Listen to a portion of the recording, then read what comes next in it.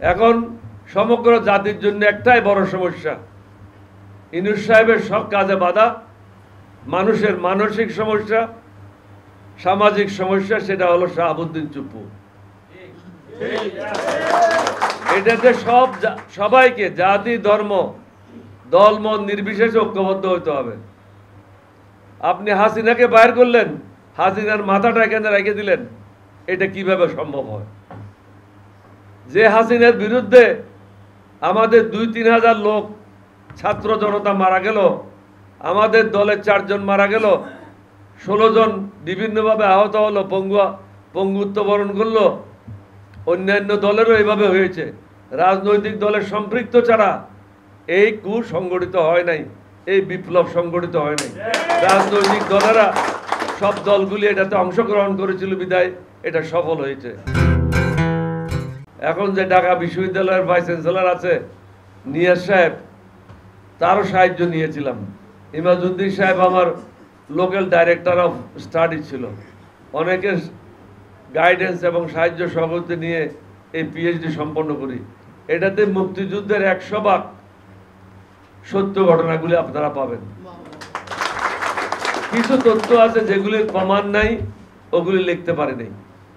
কারণ লন্ডনে পিএইচডি করতে হলে প্রত্যেকটা লাইনের আপনাকে সপক্ষে দলিল দিতে হবে। কোনো দলিল ছাড়া লন্ডনে পিএইচডি চলে না, এটা বাংলাদেশে চলে, যার জন্য কিছু তথ্য ওখানে নাই। জিয়াউর রহমানের দ্বিতীয় একটা ঘোষণা ছিল, সেটা হলো 30 তারিখ। এটা অনেকেই জানে না। প্রথম ঘোষণা হলো 27 তারিখ, যেটাতে তিনি বললেন যে আমি নিজকে অস্থায়ী রাষ্ট্রপতি হিসাবে ডিক্লেয়ার করছি। আর 30 তারিখটা হলো আমি বঙ্গবন্ধুকে ক্ষমতা হস্তান্তর করে নিজে সশস্ত্র বাহিনীর কমান্ডার ইন চিফ হিসাবে ঘোষণা করছি। এটা অনেকে এই তথ্যগুলি জানে না, আর যারা বেঁচে আছে তাদের পক্ষে এই তথ্যগুলি দেওয়া সম্ভব না। কারণ এরা অনেকে খালেদ মোশাররফের সাথে জড়িত ছিল বিদায় ক্যামেরার সামনে এসে তারা এই বক্তব্যগুলি দিতে সাহস করে না।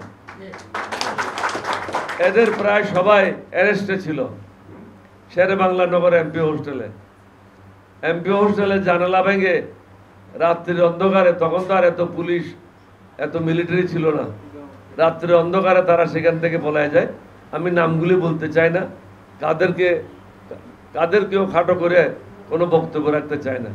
প্রত্যেকের কোনো না কোনো জায়গায় ভালো অবদান আছে, দেশের জন্য কাজ করেছে। সুতরাং ভালো দিকটা দেখাটাই ভালো, খারাপ দিকটা না দেখাই ভালো। এখন আসেন সমসাময়িক রাজনীতি নিয়ে।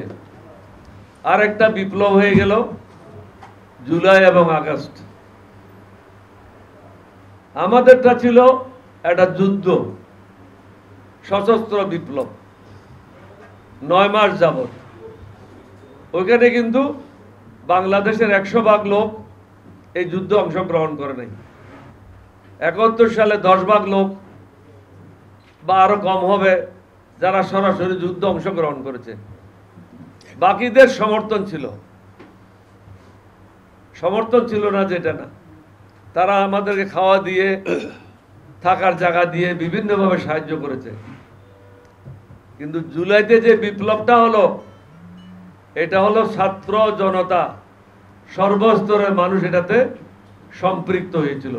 100% লোক সম্পৃক্ত হয়েছিল। শুধু আওয়ামী লীগের কিছু গোড়ামি লোক যা ছাড়া বাকি সবাই এটার সাথে সম্পৃক্ত হয়েছিল। এটার সুফল আমরা একটা অন্তর্বর্তীকালীন সরকার পেয়েছি। আপনারা যারা এলডিপি করেন আপনারা জানেন, এই অন্তর্বর্তীকালীন সরকার ব্যাপারে সর্বপ্রথম আমাদের এই বক্তব্য ছিল। এলডিপির পক্ষ থেকে আমি বক্তব্য রেখেছিলাম। অনেকে সেদিন রাগ করেছিল যে উনি কেন অন্তর্বর্তীকালীন সরকারের কথা বলছেন। রাজনীতিবিদের কাজ হলো ভবিষ্যৎ দেখা। রাজনীতিবিদের কাজ শুধু এখন দেখা না, আগামী দিন কি হবে সেটা দেখা। এখন সমগ্র জাতির জন্য একটাই বড় সমস্যা, ইউনূস সাহেবের সব কাজে বাধা, মানুষের মানসিক সমস্যা, সামাজিক সমস্যা, সেটা হলো শাহাবুদ্দিন চুপ্পু। এটাতে সবাইকে জাতি ধর্ম দল মত নির্বিশেষে ঐক্যবদ্ধ হতে হবে। আপনি হাসিনাকে বাইর করলেন, হাসিনার মাথাটা এখানে রেখে দিলেন, এটা কিভাবে সম্ভব হয়? যে হাসিনার বিরুদ্ধে আমাদের 2-3 হাজার লোক ছাত্র জনতা মারা গেল, আমাদের দলের 4 জন মারা গেল, 16 জন বিভিন্নভাবে আহত হলো, পঙ্গুত্ব বরণ করলো, অন্যান্য দলেরও এইভাবে হয়েছে।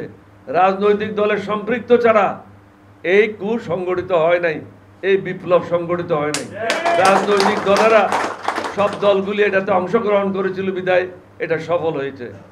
কেউ যদি মনে করে শুধু ঢাকা বিশ্ববিদ্যালয় বা অন্য বিশ্ববিদ্যালয় মিলে এটা সফল করেছে, এটা ঠিক না।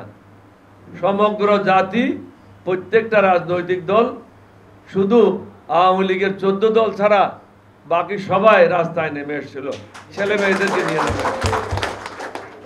বর্তমান সরকারে যারা আছেন তাদেরকে অনুধাবন করতে হবে। আপনাদের উপর অনেক আশা ভরসা, হয়তো আমাদের ভরসাটা সীমার অতিরিক্ত। আমরা অনেক কিছু আপনাদের কাছ থেকে চাই।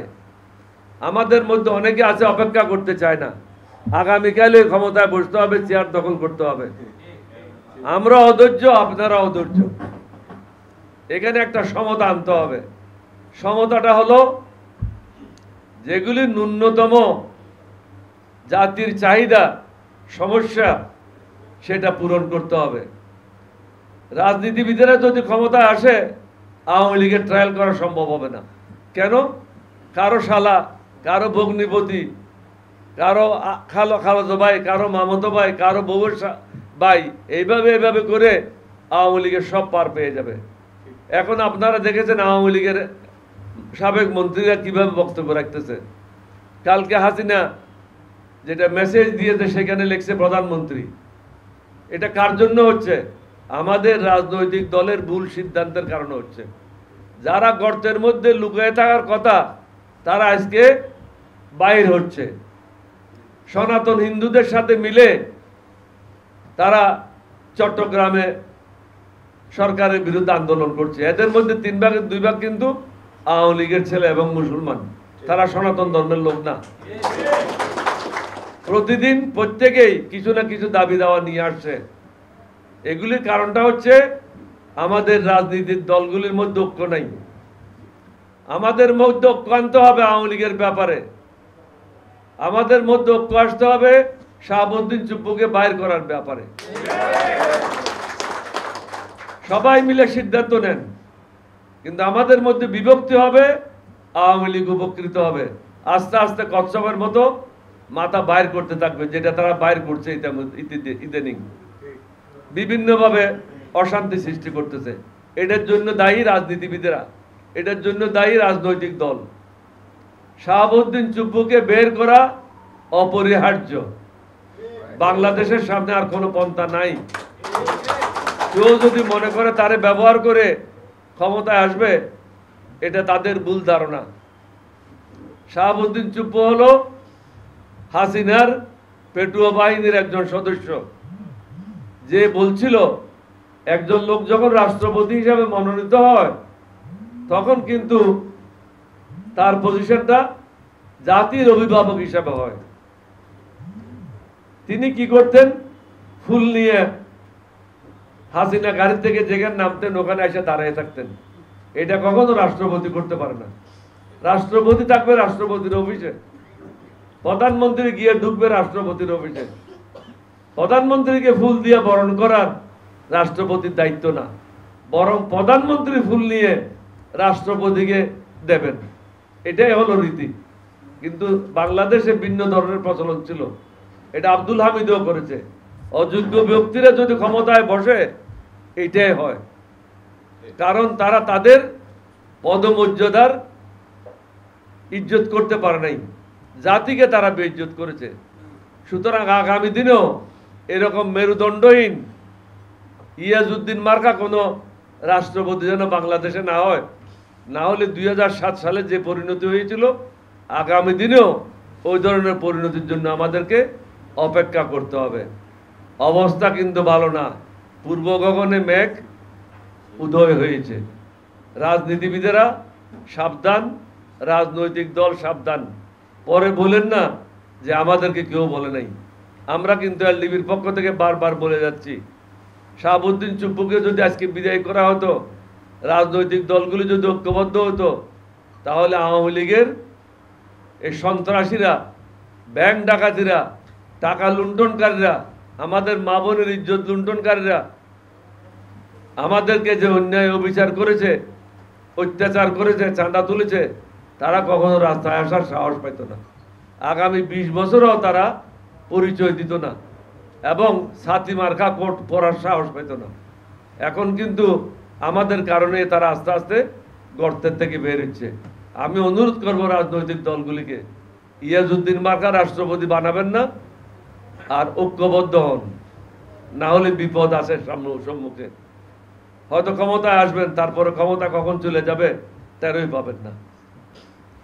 কারণ সবাইকে বিশ্বাস করা যায়, আওয়ামী লীগকে বিশ্বাস করা যায়। এটা একটা আলাদা জাতি, এটা আলাদা আল্লাহর সৃষ্টি, এগুলির সাথে কারো মিলে হয় না। আপনাদের সবাইকে ধন্যবাদ। বাংলাদেশ জিন্দাবাদ, এলডিপি জিন্দাবাদ। আসসালামু আলাইকুম ওয়া রাহমাতুল্লাহ।